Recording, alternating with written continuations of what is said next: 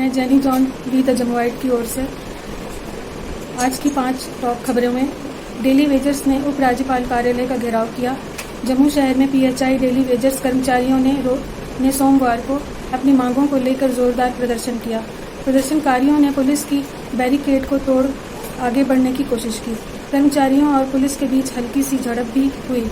कर्मचारियों ने बताया कि जम्मू में 22,000 और कश्मीर में 10,000 के करीब कर्मचारी काम कर रहे हैं। वे लंबे समय से सरकार से उनकी समस्याओं को हल करने की मांग कर रहे हैं, लेकिन अब तक इन्हें हल नहीं किया गया है।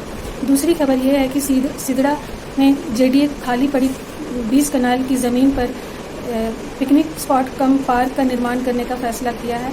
इसके लिए 90 करोड़ रुपए की डीपीआर मंजूरी के लिए सचिवालय भेजी गई है।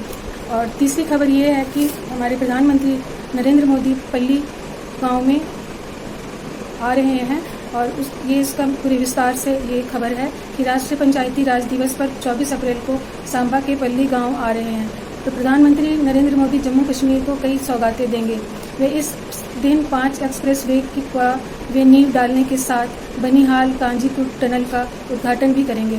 कश्मीर में औद्योगिक विकास के शुरू हुए इस नए युग में 38,082 करोड़ रुपए की ग्राउंड ब्रेकिंग सेरेमनी भी होगी। इसमें देश विदेश के जाने माने उद्योगपति शामिल होंगे। एक क्लिक के जरिए देश में के सभी पंचायतों को अवार्ड मनी भी वितरित की जाएगी। राज्यपाल मनोज सिन्हा ने बताया कि प्रदेश में अगले 4 वर्ष में बिजली उत्पादन दोगुना करने के उद्देश्य से प्रधानमंत्री 850 मेगावाट रेटले तथा 540 मेगावाट क्वार हाइड्रो प्रोजेक्ट की नींव भी डालेंगे। उन्होंने बताया है कि कार्यक्रम में लगभग 1 लाख लोगों के भाग लेने की संभावना है। प्रधानमंत्री पल्ली पंचायत घर जाएंगे और सरपंच और पंच से बातचीत भी करेंगे। ई-टेक फोटो गैलरी तथा नोकिया सेंटर का भ्रमण भी करेंगे। दुबई से आ रहे बिजनेस डेलीगेशन के साथ भी मुलाकात होगी। बताया जाता है कि इस औद्योगिक विकास से प्रदेश में 4 लाख प्रत्यक्ष और या अप्रत्यक्ष रूप से रोजगार के अवसर का सृजन होंगे।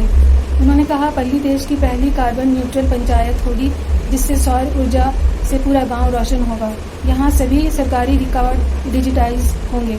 यह एक मॉडल पंचायत होगी जो जम्मू कश्मीर के साथ ही देश के अन्य पंचायतों को कार्बन फ्री वातावरण बनाने के लिए प्रोत्साहन करेगी। यहाँ से प्रधानमंत्री पूरे देश के पंचायती राज संस्थानों के जनप्रतिनिधियों को संबोधित करेंगे।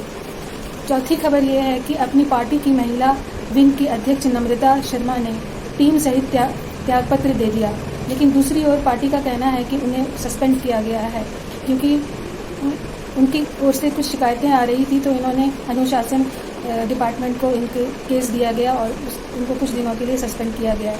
लेकिन नम्रता शर्मा का कहना है कि पार्टी के प्रदेशाध्यक्ष सैयद अल्ताफ बुखारी इंजीनियर रशीद को रिहा करने की मांग कर रहे हैं, जो राष्ट्र विरोधी है। जम्मू महाराज हरि सिंह के जन्मदिन पर छुट्टी की मांग करता आ रहा है और इंजीनियर रशीद वो इंसान है जिसने महाराजा हरि सिंह को गाली दी। नम्रता शर्मा ने यह भी कहा कि इन तमाम बातों ने उन्हें पार्टी से त्यागपत्र देने पर मजबूर किया और ही मिली है। केंद्र सरकार के इस अहम अभियान के तहत जम्मू विश्वविद्यालय के लिए 100 करोड़ रुपए मंजूर हुए थे। अब तक पहली किस्त 33 करोड़ रुपए ही मिली है। रिसर्च समेत अन्य प्रोजेक्ट पर काम आगे बढ़ नहीं पाया। कैंपस में पिछले कई सालों से नए कोर्स भी शुरू नहीं हो पाए और जम्मू विश्वविद्यालय में पहली किस्त में 40 से अधिक पोस्ट ग्रेजुएट कोर्स के पाठ्यक्रम में बदलाव किए गए और साइंस लैब में उपकरण भी लाए गए। प्रोफेसरों को रिसर्च प्रोजेक्ट के लिए धनराशि दी गई। विद्यार्थियों को स्कॉलरशिप उपलब्ध करवाई गई। करीब 15 करोड़ रुपए की धनराशि से विभाग का विस्तार किया गया।